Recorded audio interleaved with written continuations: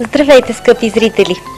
Днес в предаването "Прозорец към миналото" ще продължим своята разходка из историята на град Вършец, която започнахме в миналото издание на предаването.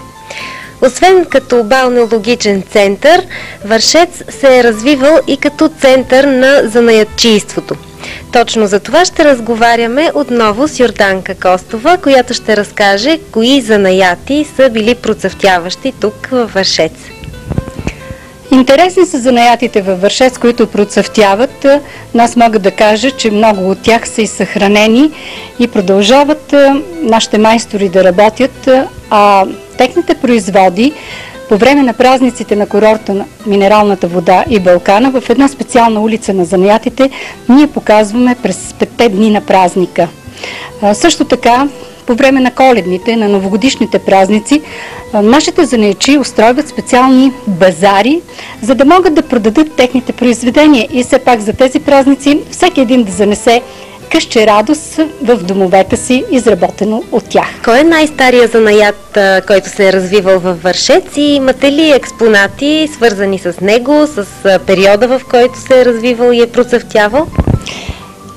Ние се намираме в експозиционната зала на музея, където са представени всички видове занаяти от един много стар период. Аз ще ви покажа интересни оригинални снимки, които са от 1890 година. Има и по-ранни, има и от по-късен период. Но дървообработването е от основните занаяти, защото ние сме високопланински район. Нашите хора са се прехранвали предимно с дървообработване.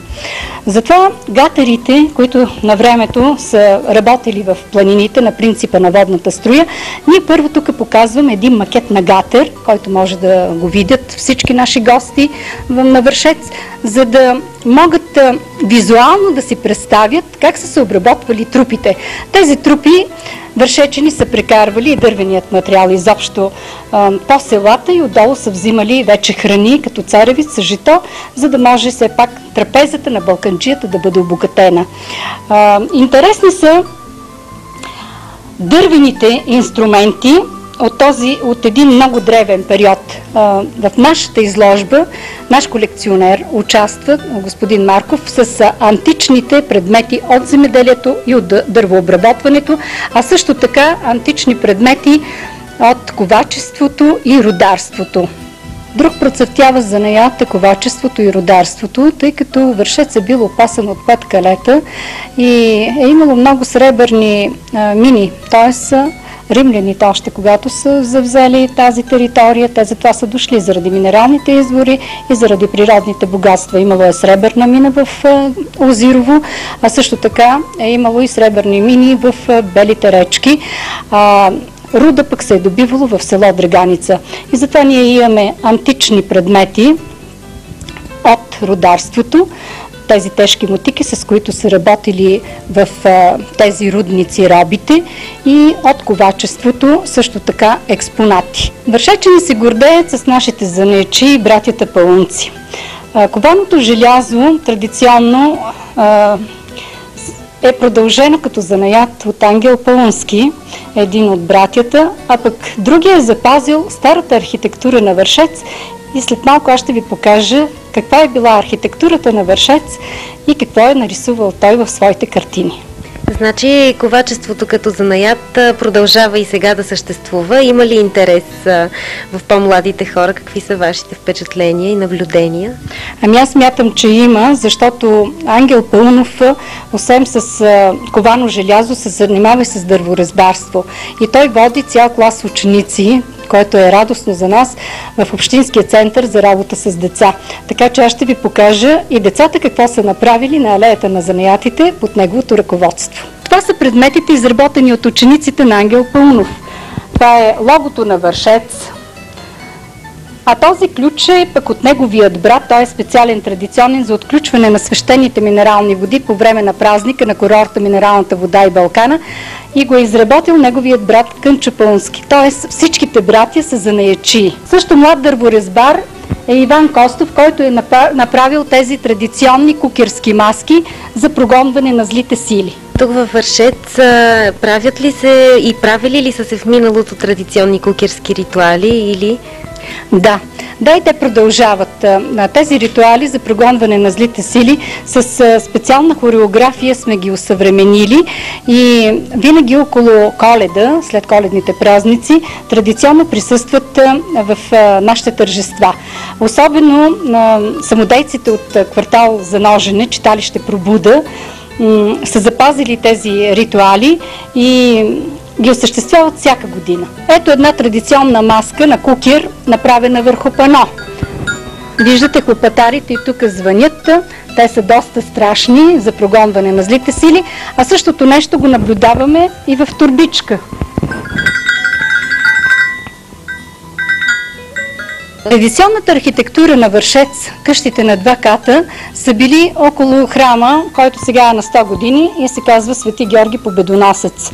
Селището се е намирало там и вече с откриването на новата баня през 1910 година той е започнал да расте към баните. Но в картините на нашите местни художници, както казах, Георги Паунов и Димитър Угринов, са съхранени старите къщи, тепавиците и водениците, които сега вече са на изчезване. И които, както виждаме, носят този специфичен дух и атмосфера, който има във Вършец и сега.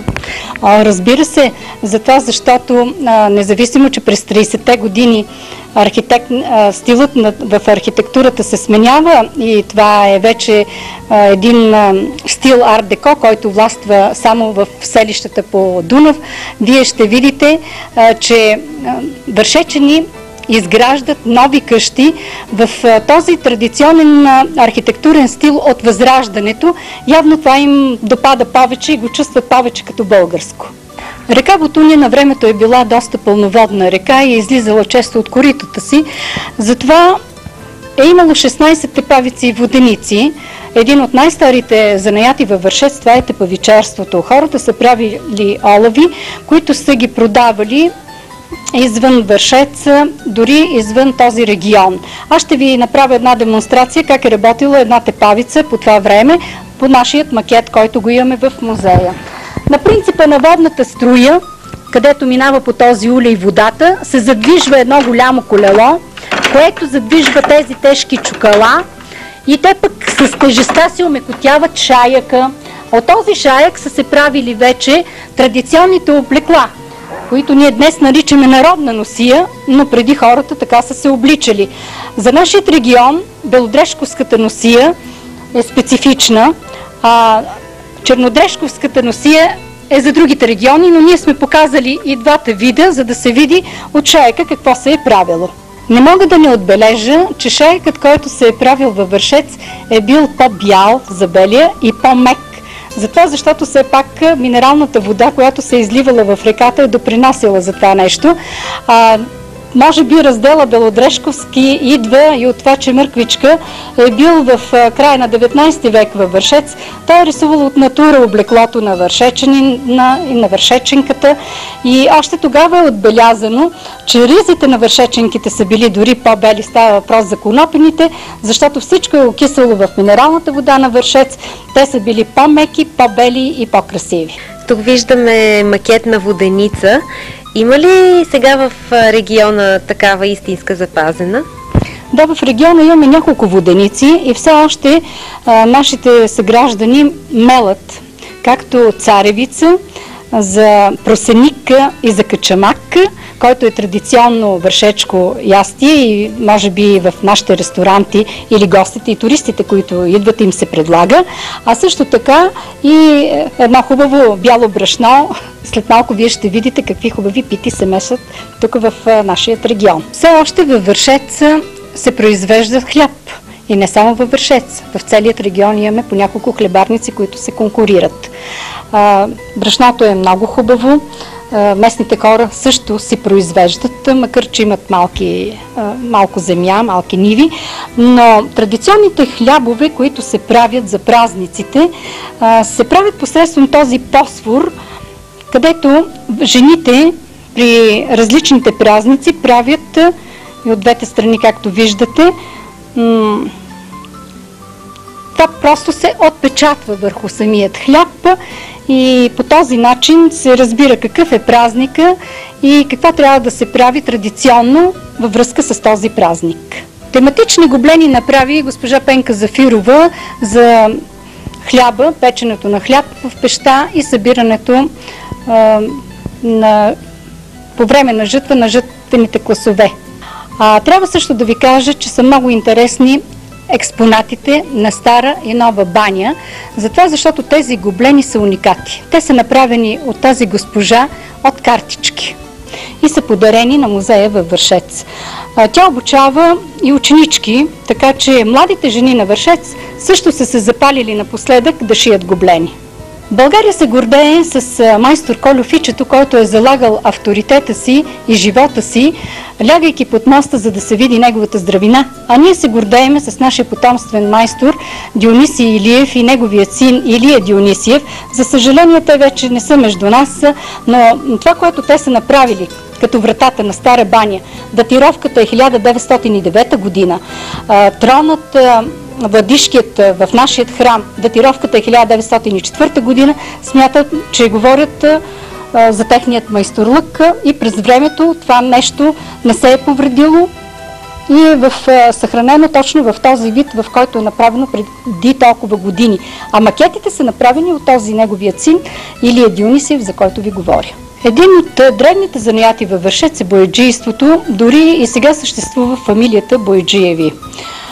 Трябва да ви кажа, че отначало всичко се е багрило по естествен път, но в по-късен период една швейцарска фабрика, която е основана през 1764 година и в България имала в София представител господин Казанджиев, то във Вършец много бързо са пристигнали тези бои, където хората са багрили преждите си, а повечето от тези прежди са били вълнени, защото ние сме високопланински район и тук са се отглеждали предимно овце.